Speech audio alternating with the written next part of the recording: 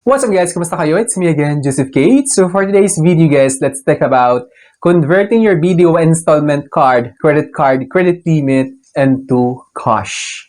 Paano nga ba i-convert yung available credit limit ng BDO installment card, credit card ninyo into cash? Pag-uusapan natin yung availment fee at saka kung magkano yung pwede nyong ipa-convert into cash. At the same time, yung fees and charges and of course, yung mga paraan para ma-convert ninyo or saan kayo tatawag, saan yung mga channels which is you can go to the link na para sila mismo yung tumawag sa inyo para offeran kayo ng converting your BDO installment card, credit limit into cash. Kasi may mga paraan, maraming klaseng paraan, hindi lang siya via phone call, yung sinasabing phone call, yung tatawag kayo sa kanila para mag-apply for converting your available credit limit sa BDO installment card, credit card ninyo. Sila mismo yung tatawag sa inyo para sila yung mag-offer ng converting your BDO installment card, credit limit into cash.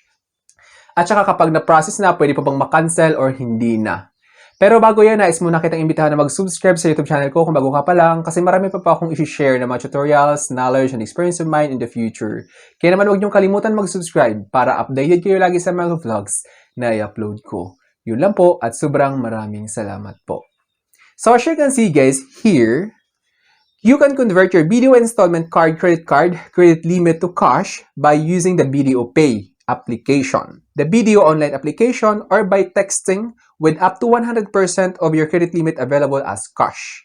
So magkano nga ba yung pwede nyong ipa-convert into cash sa BDO installment card, credit card ninyo up to 100% of your credit limit? Options include 3 to 6 months to pay. A processing fee of 350 pesos is charged for each approved application. So as you can see guys, dito yung payment terms niya or kung gaano siya katagal gustong bayaran kasi installment ito. So ilang months nyo siya gustong bayaran, ilang years, kasi up to 36 months siya. 3 to 36 months. So meaning 3 months up to 3 years. Kasi every year is equivalent to 12 months. So ngayon 36 months divided by 12, so 3 years. Then yung availment fee niya is 350 pesos per approved application. Then yeah, let's talk about how to convert BDO installment card to cash. So ito yung step-by-step guide guys kung saan kayo tatawag, ano yung gagawin nyo para sila mismo yung tumawag sa inyo para offeran kayo ng converting your available credit limit sa BDO installment card, credit card. BDO online applications. You can log into your BDO online app or application, navigate to more, installment offers, and select cash installment. Siguro naman aware kayo guys sa BDO online application. Since may credit card kayo sa BDO, may account kayo, for sure may savings account din kayo siguro. Open nyo yung BDO online application. Dito kasi nakalink lahat ng accounts natin, yung savings account, yung credit cards, tsaka yung personal loan. Kung may car loan kayo, makikita nyo lahat dyan yung transactions. Open nyo yung BDO online application, then hanapin niyo yung more. Kasi sa baba maraming options, di ba? Click nyo yung more, tapos makikita nyo yung installment offers.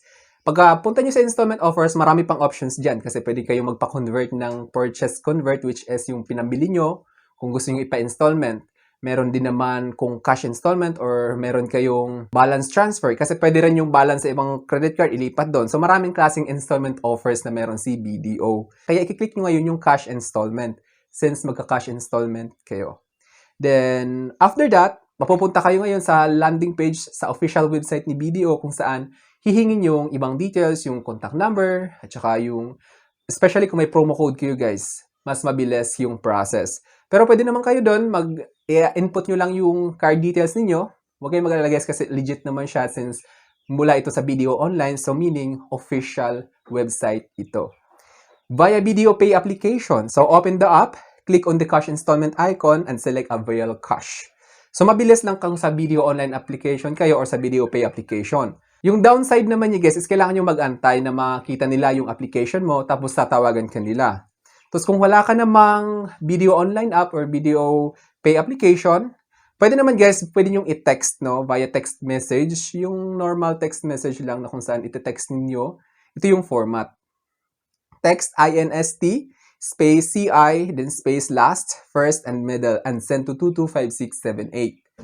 So, ito yung format guys kapag gusto nyo na sila yung tumawag sa inyo. Pag nakita nila yung application mo, tatawagan ka nila. Same lang din sa BDO Online app and BDO Pay app. Tsaka pwede rin guys, BDO branches. Kung malapit lang naman sa inyo yung BDO branch, pwede kayo doon pumunta directly para at least kahit papano may mga employee si BDO doon. So, kung may mga katanungan kayo about cash installment, masasagot agad nila yon.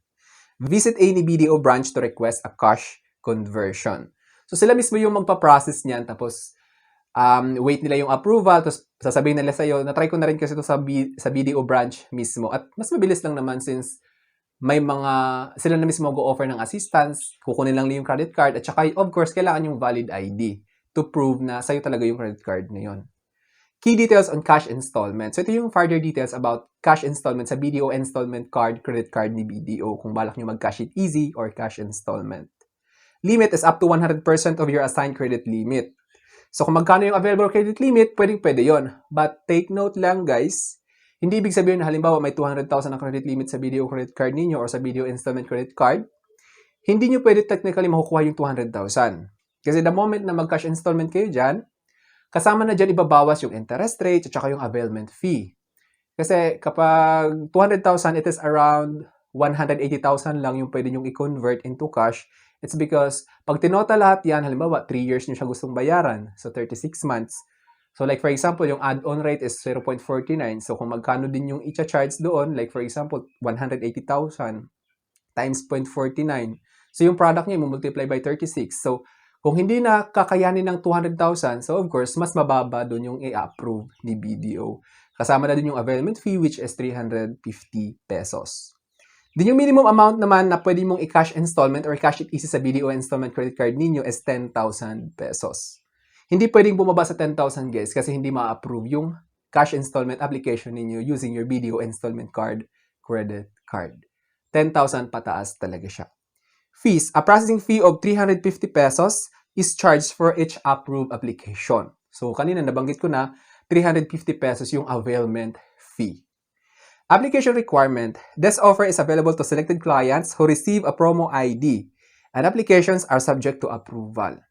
So, itong sinasabi dito, yung 0.49, 0. Ganyan, mas mababa lang sa 1%. Papadalang kayo ng promo ID kung gusto nyo i-avail yon. Tapos, kung gusto nyo naman talaga mag-avail kahit wala kayong promo ID, pwede naman. But the problem is, 1% yung regular interest. So much better guys, antayin nyo na lang yung promo na i-offer nila na 0.49 na lang or 0.39 o diba sobrang laking tipid, mahigit 50% din.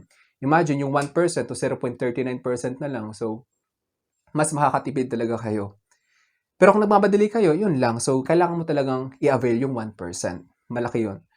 Terms is, payments can be made 3, 6, 9, 12, 18, or 24 months up to 36 monthly installments. So, dito nakalagay guys, yung terms of payment. So, pag sinabing terms, kung ilang months, ilang taon nyo siya gusto katagal bayaran. Yung available options is 3 months, 6 months, 9 months, 12 months, 18 months, 24 months, and 36 months. So, kailangan nyo bayaran yung monthly amortization kasi kapag hindi nyo nabayaran ng buo, i-charge ulit kayo or ma-charge ulit kayo ng 3% sa remaining outstanding balance ng monthly amortization ninyo.